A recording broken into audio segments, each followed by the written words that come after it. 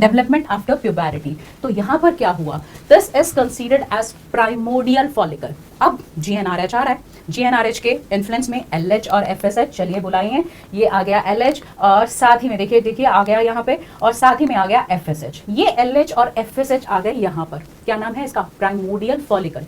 Primordial follicle पर जैसे ही ये गिरेंगे, अब यहाँ पर ये डेवलप हो जाएगा। प्राइमोडियल फॉलिकल जो है प्राइमरी फॉलिकल, उसके बाद ये सेकेंडरी फॉलिकल में डेवलप हो जाएगा। अब इसमें चेंजेस क्या है, ज्यादा डीप में इनमें भी नहीं जाने, बात उतनी करेंगे भाई जितनी काम की हो नीट कॉलेज में घुसने के लिए, कौन से एमबीबीएस में। तो यहाँ पर ये जैसे ही इस पर आएगा, it will cause development of these follicles. This is called primary follicle and बचा this is called secondary follicle. What are the basic difference between them? So we are selling the theca cells surrounding, these are the granulosa cells, and अंदर की तरफ it is still in the stage of primary oocyte. Good, this is the in the stage of primary oocyte. अब primary oocyte जो है, अंदर वही बात चल रही है, प्राइमरी oocyte अगर हम बात करें तो it is still arrested in the prophase 1 stage, but it is surrounded by some follicular cells.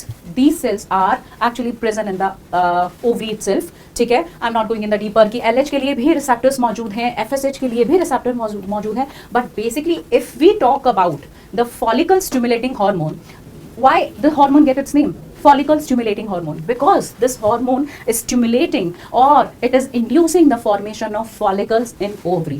There is nothing like this kind of event is not taking place. तो यहाँ पर this is called secondary follicle, this is called tertiary follicle. Secondary follicle, tertiary follicle. Some more granulosa cells are surrounding the structure. You can write this name. This is called, this is your वही, this is primary, अंदर की तरफ primary oocyte. So this is primary oocyte. LH और FSH तो आ ही रहे हैं। अब LH and FSH keep coming on and they are causing the development of this follicle. You can see the diagram, how pretty it is, animations, कितना अच्छा लग रहा है कि ऐसे ये आ रहे हैं और हमें इस तरह से दिखाई दे रहा है कि पहले इससे ये डेवलप हुआ and then this one is developing from this and this is called tertiary follicle. Mark again one thing here, tertiary follicle. Again many questions are there. The tertiary follicle, what is the characteristic feature or how you can differentiate between the secondary follicle and tertiary follicle? Start appearance of antrum. वैसे तो कहीं mention है कि secondary follicle में ही develop होना start हो जाता है, but we are focusing on NCERT. So this is called antrum.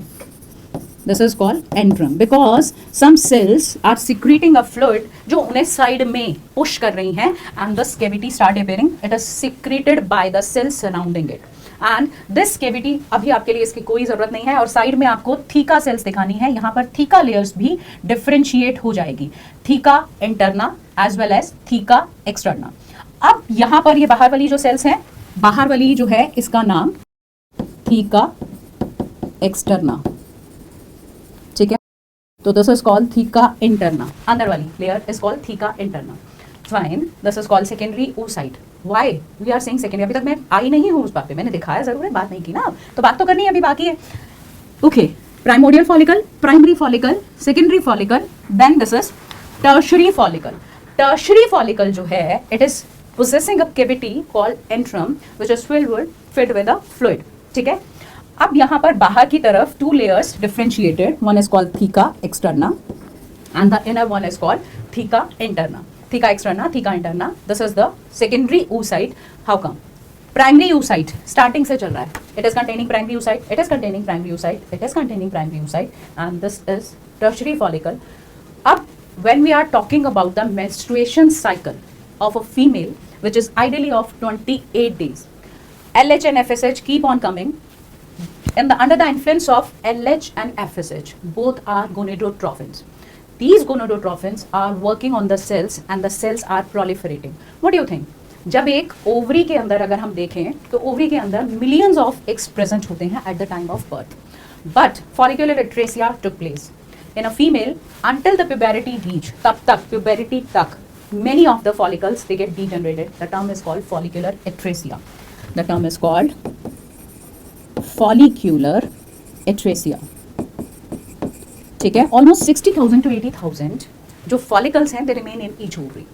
अब इनमें से एवरी मंथ अगर हम फीमेल की बात करें तो एक रिप्रोडक्टिव फेज होता है जो कि मेनोपॉज से पहले, मतलब मेनाक मतलब फर्स्ट मेंस्ट्रुएशन साइकिल जब एक बच्चे में, एक गर्ल में स्टार्ट होगा, तब से लेकर जो मेनोपॉज तक का एज है, उस एज में एवरी मंथ या 28 डेज के पीरियड में एक साइकिल रन करता है, that's called menstruation cycle. I know the 28, ये बुक्स में है आइडियली, ठीक है, वैसे रियलिटी में वेरी भी करता है। बट अगर हम इसकी बात करें मेंस्ट्रुएशन साइकिल की, तो मेंस्ट्रुएशन साइकिल जो है इस टाइम दो जगह पर चल रहा है। एक अभी जो हम डिस्कस कर रहे हैं मेरे बच्चे, ये ओवरी में चल रहा है। दूसरा जो फेज है वो यूट्रस में साइमल्टेनियसली चल रहा है, क्योंकि the main event if pregnancy is going to happen, then main event जो है ये बहुत मेन इवेंट है। इस प्रेगनेंसी की तैयारी के लिए दो जगह बहुत बड़ी बड़ी तैयारियां चल रही हैं भाई। तो भाई बड़ा इवेंट जब होना है तो तैयारियां भी तो बड़ी होंगी। तो वन तैयारी is taking place in the ovary and the second तैयारी is taking place in the uterus itself.